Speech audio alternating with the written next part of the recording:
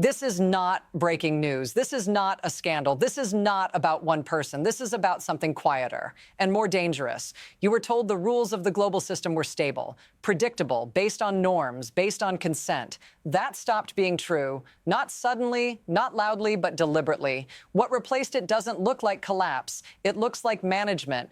Pressure applied through numbers, through markets, through energy, through access. No tanks, no declarations, just leverage. And here's the problem. Once a system learns it can punish without firing a shot, it starts using that power everywhere. Not because it's strong, but because it's afraid to stop. If you're watching this, you're already inside the consequences. Even if no one told you, stay with me. Because the danger isn't what's being threatened. It's what's already been normalized. And once you see the mechanism, you can't unsee it. Here's the mistake we keep making. We look for villains, for speeches, for leaders to blame, but the system isn't being driven by personality anymore. It's being driven by instruments. Control no longer comes from who you convince. It comes from what you can deny. Energy flows, financing, insurance, shipping routes, currency access. These are not background details. They are the controls. When a system can decide who trades, who builds, who insures, who settles payments, it doesn't need consensus. It needs compliance. And compliance looks voluntary, on paper. What's actually happening is quieter. Pressure is applied indirectly, not to the target, but to everyone around the target. That's the shift. Power no longer argues, it conditions. Countries aren't asked to agree, they're forced to calculate. And once calculation replaces principle, the system changes character. It stops being shared, it becomes hierarchical. This is where instability begins. Not with explosions, with spreadsheets. And the most dangerous systems are the ones that still look orderly while they're hollowing out, because the next step doesn't feel like escalation. It feels like logic. There was a time when these tools were rare, exceptional, used carefully, almost apologetically, before pressure came after failure, after diplomacy collapsed, after rules were visibly broken. Now it comes first. Before, economic punishment was framed as temporary, a means to an end, a signal. Now it's structural, permanent, baked into planning. That's the silent shift. Slow enough that it felt reasonable. Each step justified by the last one. Each escalation framed as restraint. Nothing snapped, nothing crashed, but something fundamental changed. The system stopped asking whether pressure worked. It started assuming pressure was the system. And once that assumption settles in, reversal becomes almost impossible, because removing pressure starts to look like weakness, like loss of control. So the measures stay, they layer, they expand outward. What was once targeted becomes ambient, a constant condition of participation. And here's why that matters. Systems that rely on constant pressure don't stabilize. They harden, they force adaptation, they reward resistance, and they quietly teach everyone involved the same lesson: build alternatives, or be broken by dependency. That lesson is already being absorbed, and the consequences don't announce themselves yet, but they're coming into focus.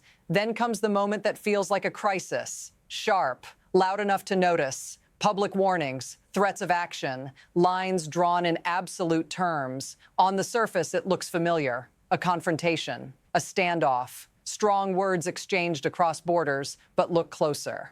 This isn't the story, it's the symptom, because while the rhetoric escalates, something else is happening underneath. Quietly, methodically, long-term agreements are signed, infrastructure is planned in decades, not news cycles. Energy projects that cannot be undone without enormous cost move forward anyway. This is not defiance in the dramatic sense. It's insulation, a system preparing for permanent pressure by redesigning itself so pressure no longer works the way it used to. That's the shock most people miss, not the threat, the response. If this were just about warnings or punishment, the story would end quickly, but it doesn't.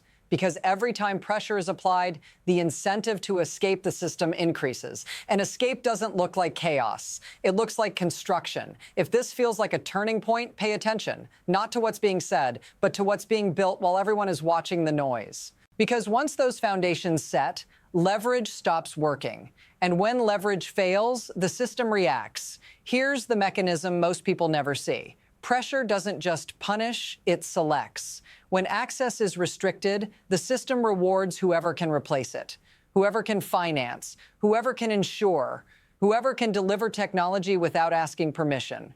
This is how parallel systems form, not as rebellion, as risk management. Long-term projects matter here because they lock in behavior.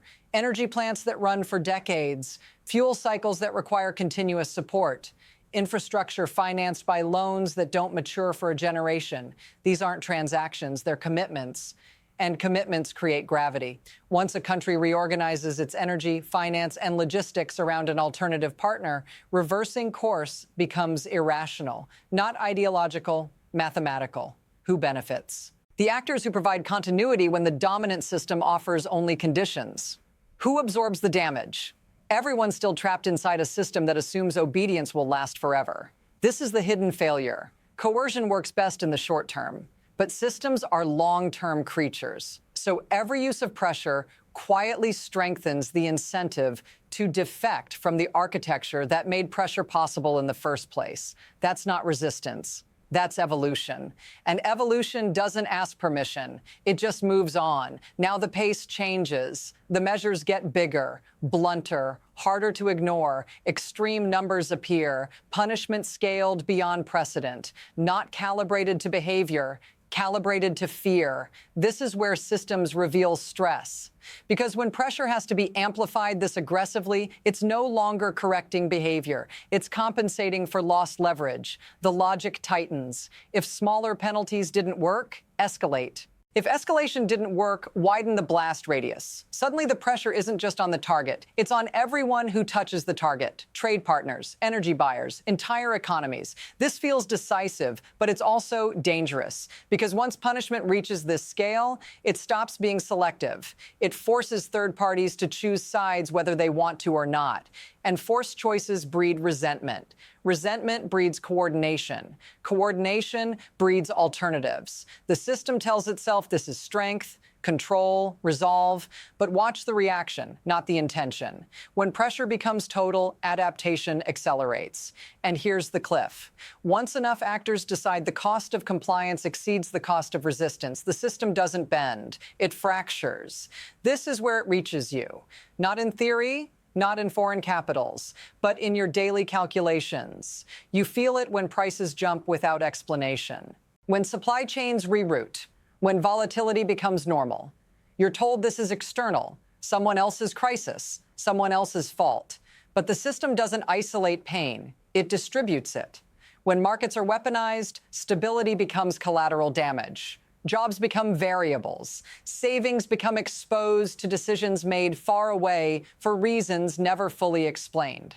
And here's the quiet part. You're expected to absorb this without noticing the pattern, to accept uncertainty as the new baseline, to normalize disruption as the cost of order. That's not accidental. Systems under stress push costs downward, onto consumers, onto workers, onto anyone without leverage. If you're watching this, you're already adjusting, even if no one told you why.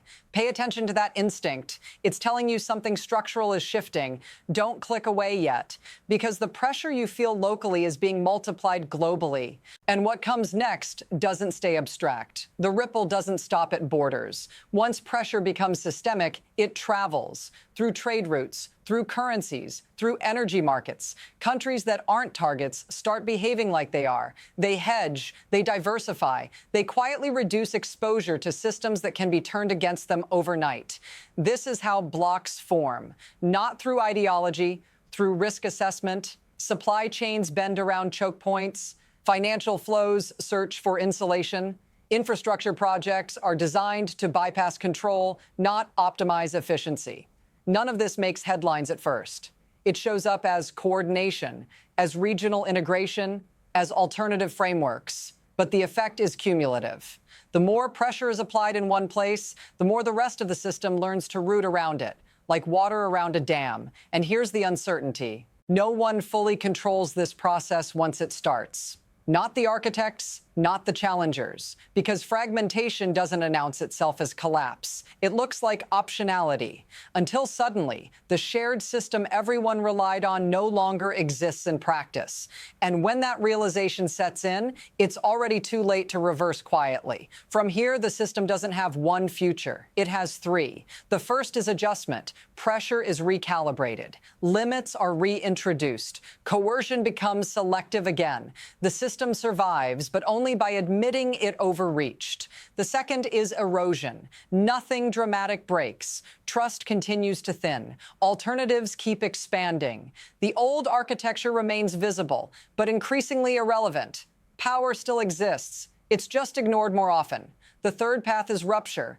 This is where forced choices pile up, where secondary punishment becomes the norm, where blocks harden, where neutral space disappears. At that point, pressure stops shaping behavior and starts triggering retaliation. Not immediately, not symmetrically, but persistently. The danger here isn't one crisis. It's cascading miscalculation, because each side believes it's still managing the system, even as the system stops responding the way it used to. Which path emerges isn't decided by one vote or one decision. It's decided by accumulation, by how often pressure is chosen over restraint. And that choice is being made right now, repeatedly, quietly. Nothing about this ends cleanly. Systems built on pressure don't collapse with an announcement. They thin out. They lose coherence. They stop being trusted long before they stop functioning. That's the danger, not chaos. Drift. When economic force replaces shared rules, every actor learns the same lesson. Prepare for punishment, not cooperation.